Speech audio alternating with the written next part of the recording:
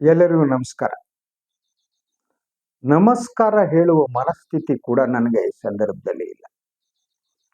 ನಿನ್ನೆ ನಡೆದ ಆ ಘಟನೆ, ಅಲ್ಲಿ ಸಾಲು ಸಾಲಾಗಿ ಬಿದ್ದ ಹೆಣಗಳು, ಅದನ್ನು ನೋಡಿ ಕಣ್ಣೀರು ಹಾಕುತ್ತಾ ಇದ್ದಂತಹ ಅವರ ಬಂಧುಗಳು, ಅಲ್ಲಿ ಸಾವು ತಾಂಡವವಾಡ್ತಾ ಇತ್ತು. ಆ ಒಂದು ಚಿತ್ರವನ್ನ ಮರೆಯುವುದು ನನಗೆ ಸಾಧ್ಯ ಆಗ್ತಾ ಇಲ್ಲ.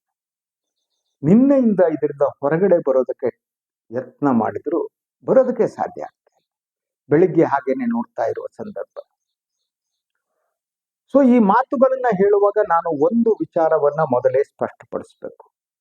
ಅದು ಇವತ್ತು ಪ್ರತಿಯೊಬ್ಬ ಭಾರತೀಯ ಕೂಡ ಕೇಂದ್ರ ಸರ್ಕಾರ ತೆಗೆದುಕೊಳ್ಳುವ ಯಾವುದೇ ತೀರ್ಮಾನಗಳಿಗೆ ಬೆಂಬಲ ಕೊಡಬೇಕು.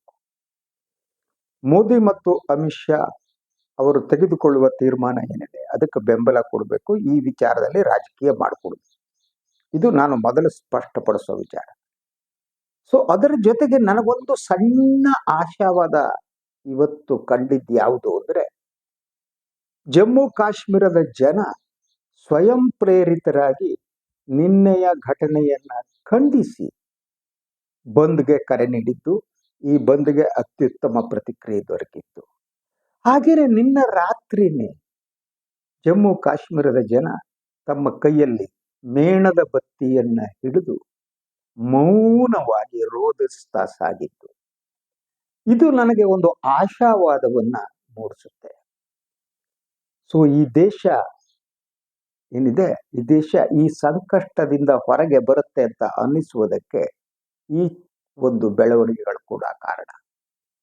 ಅದರ ಜೊತೆಗೆ ಇನ್ನೊಂದು ಮಾತು ನನ್ನ ಕಿವಿಯಲ್ಲಿ ಈಗಲೂ ಪ್ರತಿಧ್ವನಿಸ್ತಾ ಇದೆ.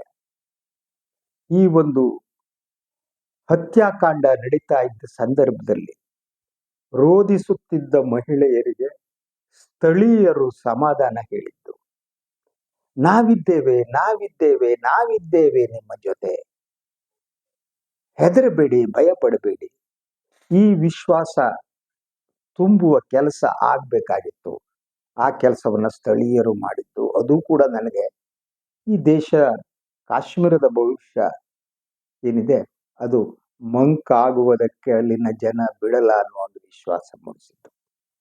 ಈಗ ಮೇನ್ ವಿಚಾರಕ್ಕೆ ಬರ್ತೀನಿ. ಈ ಘಟನೆ ಆದ ಮೇಲೆ ತಕ್ಷಣ ಕೇಂದ್ರ ಸರ್ಕಾರ ಕೂಡ ಸರಿಯಾಗಿ ಪ್ರತಿಕ್ರಿಯೆ ನೀಡಿದೆ. ಅಮಿತ್ ಶಾ ಅವರು ನಿನ್ನೆನೆ ಅಲ್ಲಿ ತೆರಳಿದ್ದಾರೆ. ಪ್ರಧಾನಿ ನರೇಂದ್ರ ಮೋದಿ ಅವರು ಸೌದಿ ಅರೇಬಿಯಾದ ತಮ್ಮ ಪ್ರವಾಸವನ್ನ ಮೊಟಕುಗೊಳಿಸಿ ವಾಪಸ್ಸಾಗಿದ್ದಾರೆ. ಹಾಗಿದೆ. ಸೊ ಬಂದ ತಕ್ಷಣ ಅವರು ಅಜಿತ್ ದೋವಲ್ ಜೊತೆಗೆ ಜೈಶಂಕರ್ ಜೊತೆಗೆ ಮಾತುಕತೆಯನ್ನ ನಡೆಸಿದ್ರು. ಸೊ ಪ್ರಧಾನಿಯವರು ಕೂಡ ಜಮ್ಮು ಕಾಶ್ಮೀರಕ್ಕೆ ಹೋಗುವ ಸಾಧ್ಯತೆ ಇದೆ. ಅದರಂತೆ ಬಹಳ ಮುಖ್ಯವಾಗಿ ಈ ಘಟನೆಗೆ ಯಾರು ಕಾರಣರಾಗಿದ್ದಾರೋ ಅವರನ್ನ ಬಿಡುವುದಿಲ್ಲ ಅನ್ನುವ ಮಾತನ್ನ ಪ್ರಧಾನಿ ಹೇಳಿದ್ದು, ಆ ಮೂಲಕ ದೇಶದ ಜನರಲ್ಲಿ ವಿಶ್ವಾಸ ತುಂಬಿಸುವ ಕೆಲಸವನ್ನು ಮಾಡಿತು. ಸೊ ಇದರ ನಡುವೆ ಕೆಲವು ಪ್ರಶ್ನೆಗಳಿವೆ. ಈ ಪ್ರಶ್ನೆಗಳನ್ನ ನಾವು ಕೇಳುತ್ತಲೇ ಕೇಂದ್ರ ಸರ್ಕಾರ ತೆಗೆದುಕೊಳ್ಳುವ ತೀರ್ಮಾನಕ್ಕೆ ಬೆಂಬಲ ಕೊಡಬೇಕು. ಪ್ರಶ್ನೆಗಳನ್ನ ಕೇಳದೆ ಅಲ್ಲ. ನನಗೆ ಮೊದಲ ಪ್ರಶ್ನೆ ಯಾವುದು ಅಂದ್ರೆ, ಸೊ ನಮ್ಮ ಮಿಲಿಟರಿ ಇಂಟೆಲಿಜೆನ್ಸ್ ಮತ್ತು ರಾ ಯಾಕೆ ವಿಫಲ ಆದ? ಇಂಟೆಲಿಜೆನ್ಸ್ ಮಾಹಿತಿನೇ ಇರಲಿಲ್ವಾ ಅವರಿಗೆ? ಯಾಕೆ ಅನ್ನುವುದು ಬಹಳ ಮುಖ್ಯವಾದ ಪ್ರಶ್ನೆ ನನಗೆ. ಸೊ ಒಂದು ಕಡೆ ಪ್ರಚಾರ ನಡೀತಾ ಇತ್ತು, ಇಡೀ ಜಮ್ಮು ಮತ್ತು ಕಾಶ್ಮೀರ ಶಾಂತವಾಗಿದೆ ಶಾಂತವಾಗಿದೆ.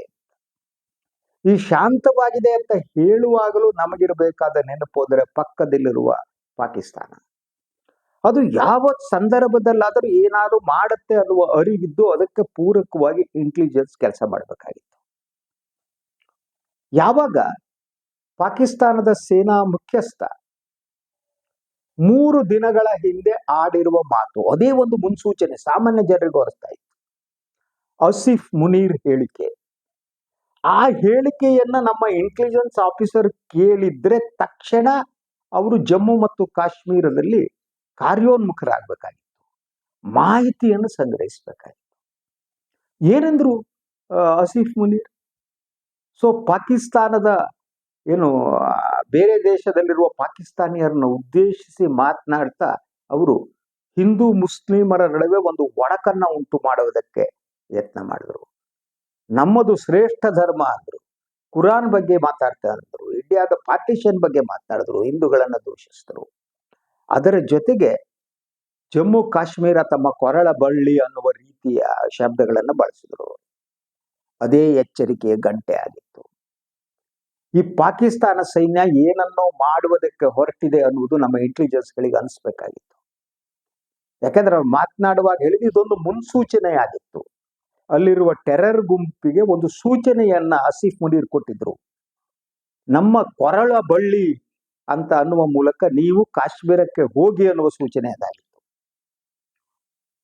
ಮುಂದೇನೋ ಘಟಿಸುತ್ತೆ ಅನ್ನುವುದೇನಿದೆ ಅದನ್ನ ಮುಂದಾಲೋಚನೆ ಮಾಡಬೇಕಾಗಿತ್ತು. Any intelligence for that matter.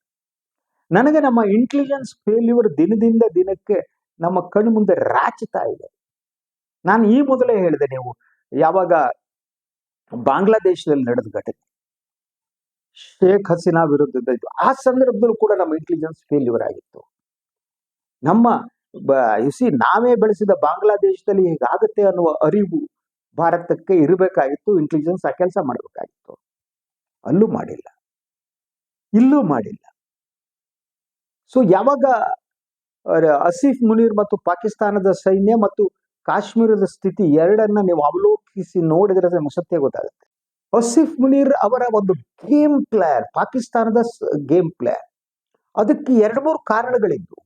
ಒಂದು, ಪಾಕಿಸ್ತಾನದ ಒಳಗಿರುವ ಅಸ್ಥಿರತೆ, ಬಲೂಚಿಸ್ತಾನದಲ್ಲಿ ನಡೆಯುತ್ತಿರುವಂತಹ ಚಟುವಟಿಕೆಗಳು, ಸಿಂಧ್ನಲ್ಲಿ, ಇದೆಲ್ಲ ಕೂಡ ಅವರ ಅಸ್ತಿತ್ವದ ಪ್ರಶ್ನೆ ಇತ್ತು. ಈ ಸಂದರ್ಭದಲ್ಲಿ ಅವರು ಭಾರತವನ್ನ ಟಾರ್ಗೆಟ್ ಮಾಡ್ತಾರೆ ಅನ್ನೋದು ನಮ್ಮ ಇಂಟೆಲಿಜೆನ್ಸ್ಗೆ ಮೊದಲೇ ಗೊತ್ತಾಗಬೇಕಾಗಿತ್ತು.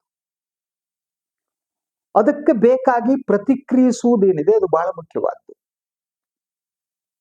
ಅದರ ಜೊತೆಗೆ ಇಂಥ ಚಟುವಟಿಕೆ ನಡೆದಾಗ ನಾವು ಗಡಿಯಲ್ಲಿ ಇದ್ದಕ್ಕಿದ್ದಾಗೆ ಯುದ್ಧ ವಿರಾಮವನ್ನ ಘೋಷಿಸಿ ಎಲ್ಲ ಸಮ ಆಯ್ತು ಅನ್ನೋದೇ ಮೂರ್ಖತನದ ಪರಮಾವಧಿ.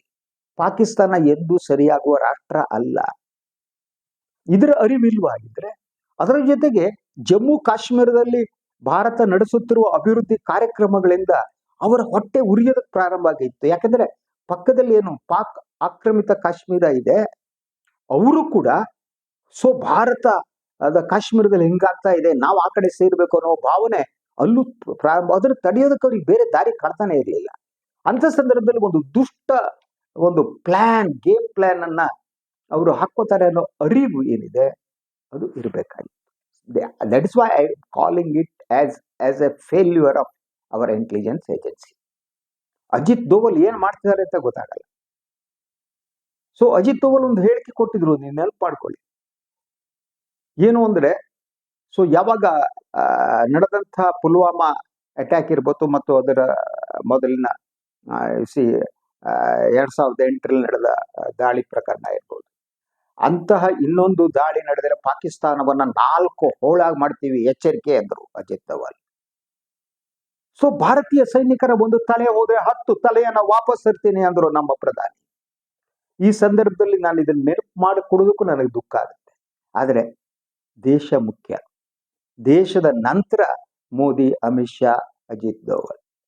ದೇಶ ಮುಖ್ಯ ಆದ್ದರಿಂದ, ದೇಶದ ಜನರ ಬದುಕು, ಅವರ ಜೀವ ಮುಖ್ಯ ಆದ್ದರಿಂದ ನಾವು ಈ ಪ್ರಶ್ನೆಗಳನ್ನ ಎತ್ತಿ ಮಾತನಾಡಲೇಬೇಕಾಗಿದೆ. ಸೊ ಒಂದು ಸೈನಿಕರಿಗೆ ಬದಲಾಗಿ 10 ಪಾಕಿಸ್ತಾನಿ ಸೈನಿಕರ ತಲೆ ತರ್ತೀವಿ ಅಂತ ಹೇಳಿದ ನಾವು ಇದ್ದಕ್ಕಿದ್ದ ಗಡಿಯಲ್ಲಿ ಯುದ್ಧ ವಿರಾಮವನ್ನ ಘೋಷಿಸ್ಬಿಟ್ಟು ಎಲ್ಲ ಸರಿಯಾಗಿದೆ, ಆಲ್ ಈಸ್ ವೆಲ್ ಅಂತ ಕೂತ್ಕೊಳ್ತಿದ್ಯಲ್ಲ, ಇದರಂತ ಮೂರ್ಖತನ ಇನ್ನೊಂದಿಲ್ಲ. ಪಾಕಿಸ್ತಾನದ ಇತಿಹಾಸವನ್ನ ಬಲ್ಲವರಿಗೆ ಬಹಳ ಸ್ಪಷ್ಟವಾಗಿ ಗೊತ್ತು. ಇದು ನಂಬಿಕೆಗೆ ಅನರ್ಹವಾದ ದೇಶ. ಇವರು ನಂಬಕ್ಕಾಗಲ್ಲ. ಅದು ನಂಬಿಕೆಗೆ ಅನರ್ಹವಾದ ದೇಶ ಅನ್ನುವುದನ್ನು ಪ್ರತಿ ಕ್ಷಣದಲ್ಲೂ ಅವರು ಸಾಬೀತುಪಡಿಸ್ತಾನೆ ಇದ್ದಾರೆ. ಸಾಮಾನ್ಯ ಜನ ಮರೆತು ಬಿಡ್ಬೋದು, ಆದ್ರೆ ಒಂದು ಸೈನ್ಯದ ಇಂಟೆಲಿಜೆನ್ಸ್ ಮರಿಕೂಡುದು ಅಂತ. ಯಾವಾಗ ಇಂಟೆಲಿಜೆನ್ಸ್ ಮರೆಯುತ್ತೆ, ತಲೆ ಕೆಡಿಸುತ್ತೆ, ಆವಾಗ ಅದೇ ಪ್ರಾಬ್ಲಮ್ ಸ್ಟಾರ್ಟ್. ಯಾವಾಗ ಲಷ್ಕರ್ ಎ ತೊಯ್ಬಾದ ಇನ್ನೊಂದು ಸಂಘಟನೆ ಹುಟ್ಟಿಕೊಂಡಿದೆ ಅಂದಾಗ ಅದನ್ನ ನಾವು ವಾಚ್ ಮಾಡಬೇಕಾಗಿತ್ತು. ಕೇವಲ ಸಾಮಾಜಿಕ ಜಾಲತಾಣದಲ್ಲಿ ಇದ್ದಂತಹ ಸಂಘಟನೆ ಅವರು ಸ್ಲೋಲಿ ಅವರು ಸ್ಪ್ರೆಡ್ ಮಾಡ್ತಾ ಇರುವ ಮಾಹಿತಿ ಬರ್ತಾನೆ ಇತ್ತು. ಆ ಸ್ಪ್ರೆಡ್ ಆಗ್ತಿದೆ, ಎಲ್ಲ ಕಡೆ ಸ್ಪ್ರೆಡ್ ಆಗ್ತಿದೆ ಅಂತ. ಹಫೀಜ್ ಸಯೀದ್ ಬಲಗೈ ಭಟ್ಟ, ಕಸೂರಿ ಉದ್ದೀನ್ ಕಸೂರಿ, ಆತ ಇಂಥದ್ದು ಪ್ಲಾನ್ ಮಾಡ್ತಾನೆ ಅಂತ ಗೊತ್ತು. ಈ did it, was number 2. So ಈ ಕಸೂರಿ ಮಹಾತ್ಮ ಇದನ್ನ ಮಾಡ್ತಾನೆ ಅನ್ನೋದೇನಿದೆ, ಇದು ನಮ್ಮ ಇಂಟೆಲಿಜೆನ್ಸ್ ಗೊತ್ತಿರ್ಲಿಲ್ವಾ?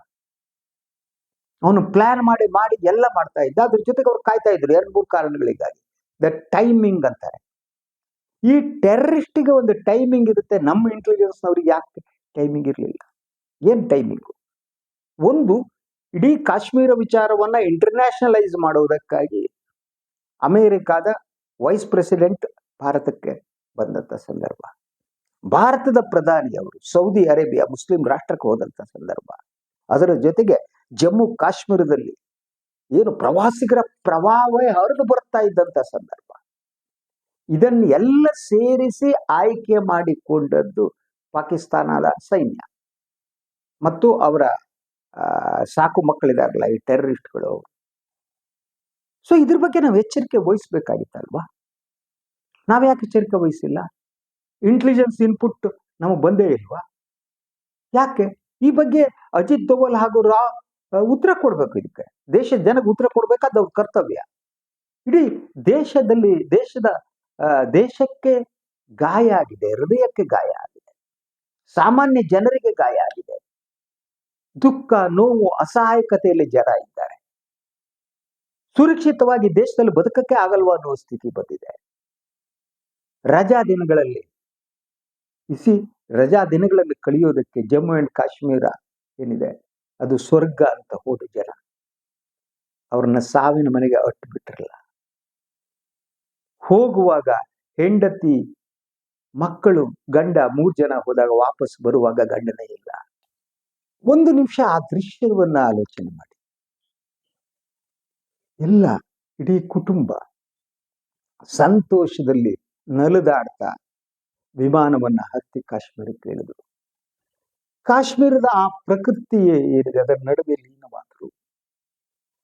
ಅದರ ನಡುವೆ ಸಂತೋಷದ ಕ್ಷಣಗಳನ್ನು ಕಳೀತಾ ಇದ್ರು. ಬರುವಾಗ ಅಲ್ಲಿ ಸಾವು ತಾಂಡವವಾಡಿದೆ, ನರ್ತನ ಮಾಡಿದೆ. ಅಂತಹ ಪರಿಸ್ಥಿತಿಯಲ್ಲಿ ಅವರ ಸ್ಥಿತಿ ಏನಿರ್ಬೇಕು ಆಲೋಚನೆ ಮಾಡಿ. ಸೊ ಈಗ ನೆಕ್ಸ್ಟ್ ಪಾರ್ಟ್ ಬರ್ತೀನಿ, ಮುಂದೆ ಏನು ಅಂತ. ಸೊ ಈ ಭಯೋತ್ಪಾದಕ ಶಿಬಿರಗಳು ಏನಿವೆ ಪಾಕಿಸ್ತಾನದಲ್ಲಿ, ಎಸ್ಪೆಷಲಿ ಪಾಕ್ ಆಕ್ರಮಿತ ಕಾಶ್ಮೀರದಲ್ಲಿ, ಅದರ ಮೇಲೆ ದಾಳಿ ನಡೆಸಿ ಮುಗಿಸ್ಲೇಬೇಕಾಗಿದೆ. ಅದರ ಜೊತೆಗೆ ಈಗಾಗಲೇ ಇಡೀ ವಿಶ್ವ ಭಾರತಕ್ಕೆ ಬೆಂಬಲವನ್ನು ಕೊಟ್ಟಿದೆ. ಪುಟಿನ್ ಬೆಂಬಲವನ್ನು ಕೊಟ್ಟಿದ್ದಾರೆ, ಟ್ರಂಪ್ ಬೆಂಬಲವನ್ನ ಕೊಟ್ಟಿದ್ದಾರೆ, ಇಟಲಿ ಬೆಂಬಲವನ್ನು ಕೊಟ್ಟಿದೆ. ಇಡೀ ವಿಶ್ವ ಭಾರತದ ಪರವಾಗಿ ತಾನಿದ್ದೀನಿ ಅನ್ನುವ ಮಾತನ್ನ ಹೇಳಿದೆ. ಆದ್ರಿಂದ ಇನ್ನೂ ವಿಳಂಬ ಮಾಡಿಕೊಡುದು. ಈ ಟೆರರಿಸ್ಟ್ ಆದ ಇವರೇನಿದ್ದಾರೆ ಅವರನ್ನ ಅವರ ಶಿಬಿರಗಳನ್ನ ನಾಶಪಡಿಸ್ಬೇಕು. ಪಾಕಿಸ್ತಾನಕ್ಕೆ ಒಂದು ಬುದ್ಧಿ ಕಲಿಸಬೇಕಾದ ಸಮಯ ಬಂದಿದೆ ಅಂತ ನನಗೆ ಅನ್ಸುತ್ತೆ.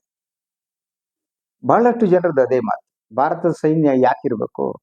ಅದು ಕೇವಲ ರಿಪಬ್ಲಿಕ್ ಪರೇಡ್ಗೆ ನಲ್ಲಿ ಇದು ಮಾಡೋದಕ್ಕ, ಗಣರಾಜ್ಯೋತ್ಸವ ದಿನ ಬರೋದಕ್ಕ ಶಕ್ತಿ ಇದೆ ನಮ್ಮ ಸೈನ್ಯಕ್ಕೆ. They should use it. ಈ ಟೆರರಿಸಂ ಏನಿದೆ ಅದನ್ನ ಮುಗಿಸ್ಬೇಕು, ಅಂತಿಮಗೊಳಿಸ್ಲೇಬೇಕು. ಅದಿಲ್ಲ ಎಂದರೆ ಉಳುಗಾಳ ಇಲ್ಲ.